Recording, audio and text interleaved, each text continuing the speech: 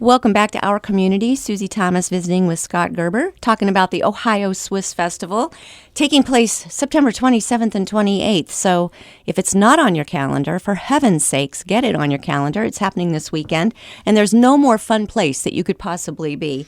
Scott, let's get down to the nitty-gritty of food. One of my favorite things at the Ohio Swiss Festival. What all food can we find there?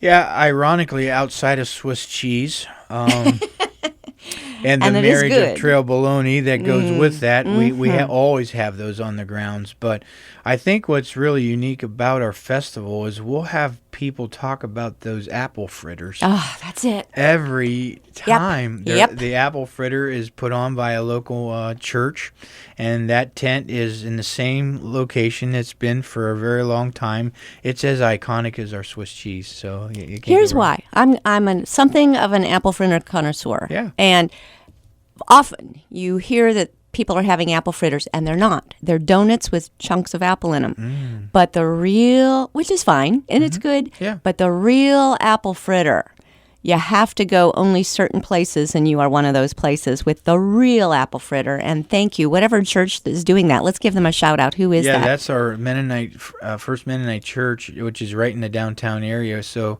their location is good to where they can prepare and still bring down to the tent on the corner.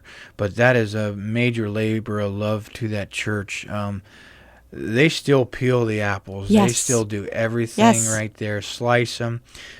They know they got the oils down, the temperature, the batter mix, the sugar. They got it all. Powdered sugar on Yeah, top. the powdered sugar on the top, and they're always made fresh. They don't make them too far ahead, which does create some lines, but you're rewarded with the best that you can. It's worth it, Yeah. worth it. Worth Let me just say, if they ever come to a point where they wonder if it's worth it, can I just say, as a patron Yeah. of the Ohio Swiss Festival for many years, oh, it's worth it. And thank you, thank you, thank you.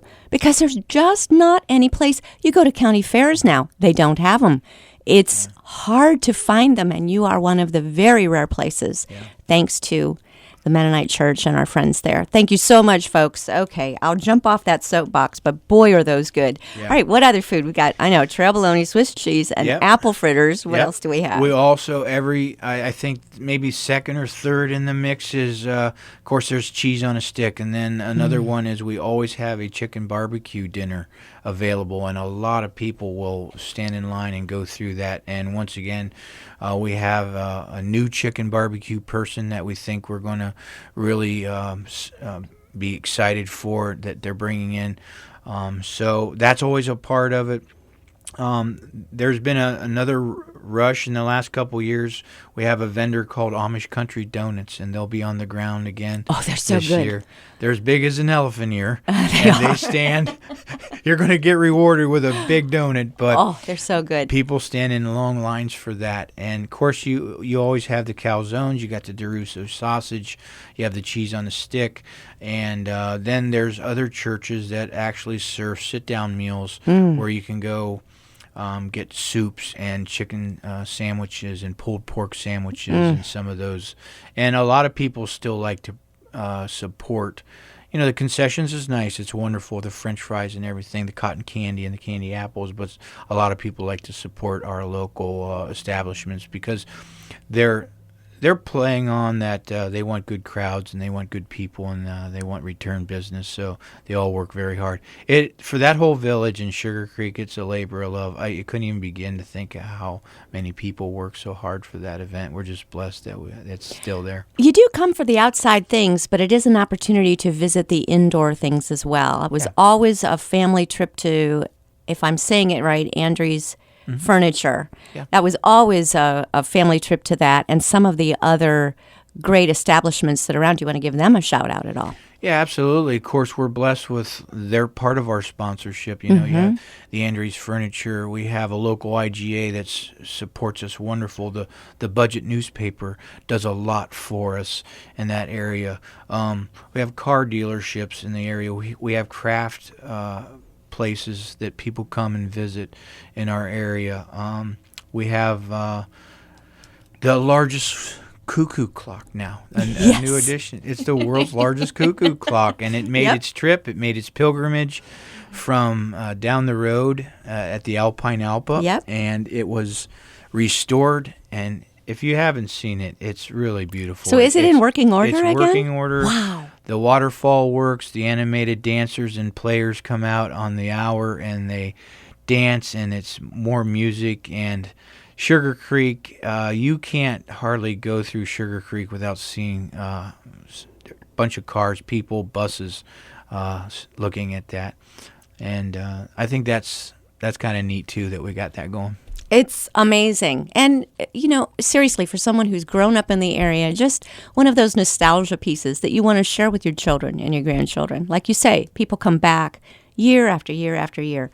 You mentioned rides and other activities, so we want to let everyone know everything that they have an opportunity to do besides eat and listen to music. What else is going on? Well, with our rides, we've recently brought on Durant Amusements, and we're very happy to have them.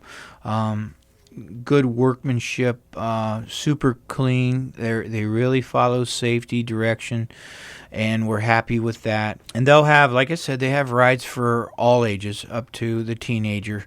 I know the teenagers like them a little faster and a little wilder, and we got a couple of those, as well as the little ones that have the traditional kid rides. And I think they usually bring a slippery slide, which is amazing. The slippery slide is just a burlap sack on a place that you go down the hill, and it's still one of the most popular events that you can have. It's good old-fashioned fun. For all ages, too. Yeah, for that all was ages. a lot of fun. Yeah, moms and dads go down there, too. Yep, So. yep. Pay for rides, or how does that work? Yeah, there'll be Thursday night is an unofficial start to the festival when the rides really get kicked off. Because the kids have Friday off school, it's a chance that the locals will really pack in on Thursday and enjoy that whole activity. And you'll be able to buy ride wristbands, which won't be all day type bands. Nice. Well, I haven't been released those prices yet, but so that's an advantage. And then you'll have individual ride tickets that you could do if you are not going to be there, maybe just but a couple hours, and your kids want to get a couple of rides. So they do give us flexibility on that plan. So if you jump in on that sneak preview night of Thursday, is everything available, including all of the food? I'm talking apple fritters. Everything's It is. available as of Thursday. Yep. Awesome. Okay. For the locals. And Friday and Saturday, we're trying to pump this up.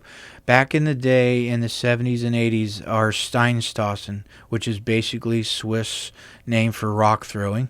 We have a men's rock that's 138 pounds. It's the same rock they started with, found in a field. And we have a women's rock that didn't start right away, the women's division, but it's a 75-pound rock. And it's just old school, test your strength. And we used to have very large crowds for those people that would come in there. And we have a really nice sponsor, Sugar Creek Heating and Air Conditioning, with owner Chad Simpson there. And he sponsored it and put some large prize money out there this year. Wow. Yeah, $250 for the winning throw. Wow. And record-breaking money for if you do that. The record's 14 foot 6 inches. And that's a long way to throw a 138-pound rock. Golly, yes. Yeah, so we have a session of that on Friday night and 2 sessions of that on Saturday. So I got to stop you there. Yeah. They've been throwing the same rock for 40 years. Yes, the same rock for that long. So how does that work? Because obviously when someone's thrown it, then it's somewhere else. So Yeah. do you line up in two places or make a circle, or how does that work? We actually have an official designated area for the stone throwing, and they've invested in a asphalt pad with a large sand pit. And, of course, you got a line, and you got ample space to get your momentum. And, of course, you can't stumble over the line, but you're to launch it into the sand pit. And our local fire department volunteers actually run that event. So there's plenty of guys around to keep it safe, but the object is to hit the sand pit, and it deadens it, and it stays where it's supposed to. So next man up just walks over to where it landed last and heaves it back the other direction Nope. again. Our Okay. fire department will use a dolly. Oh. They fish it back out of the pit every Okay. throw, and they take it to the next contestant. We have sign-ups for that, and So everyone starts from the same place, so Everybody it's a starts. fair measurement every time. Yep. What'd you say the record was? 14 feet 6 inches. Yes. Was this an Olympian who came to town? And Well, was that Judd Logan who Judd happened? Logan was our champion for a gonna long guess. time. Yes. And he was an Olympian. So he did have a lot of technique and a lot of strength, and he was a big guy, and we're proud of that. But we're maybe more proud that a local kid, Wow. Bo Lenars, a Garaway graduate from our local school, a Wow. couple years out of school, he was able to hoist it and heave it and break the record. Now, I think he wishes we had a sponsor then. I think he got $25, a handshake, and a little bit of cheese. And bragging rights. Yeah, and still today. Do you know the woman champion offhand? I do not. That's okay. I could dig through my records. That's but, okay, but- not off the top of my head. But it started to be for the gals as well. Yeah, so, and the gal, Wow. the girls. We have local. For the locals that want to throw it, we even have a division for longest local thrower, and then we have an overall thrower. And I'm impressed. The women that do that, they're very athletic. They go at even our local girls. They just have a challenge that I've been throwing this rock for the last 10 years, and Wow. I'm going to keep trying to throw this rock. Wow. Sometimes it's just a personal challenge. That's just too fun. I'm sorry I stalled you there. What else do you want to make sure we know about's happening this weekend? Well, we kind of hit cheese auction is a big deal. The stones thrown. We got yodeling. Alporn Gruzies is a group that'll come in because that's more the Swiss thing that we want to keep rolling. Of course, we celebrate our cheesemakers. And the local wineries inside there's about 8 of them. We've added a cheese chase. We call it the cheese chase. That, running and 5Ks have gotten really popular. So 7 o'clock on Saturday, you can start registering. There's a 8 o'clock 1 mile fun run and walk. 8:30 we'll commence the 5K, 10K.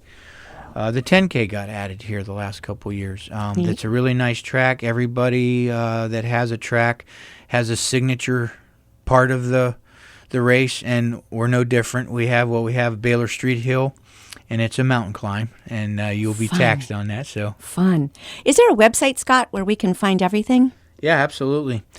Please join, and when you go to OhioSwissFestival.com, you can go there and go through all the registry there. You'll find a place to register for any event that we have, even those races, the parades, the stone throw, all that stuff. You can register, pre-register, and we always take day of registry for any of that. It just helps you if you get pre-registered. And then, of course, you can like us on Facebook. We're out there, and we got a group of girls and people that are trying to keep that fresh all the time. And social media is really a popular way to go. So. Great. It's the Ohio Swiss Festival taking place this weekend, September 27th and 28th. Scott Gerber, thank you so much for all you do in our community. Thank you for having us.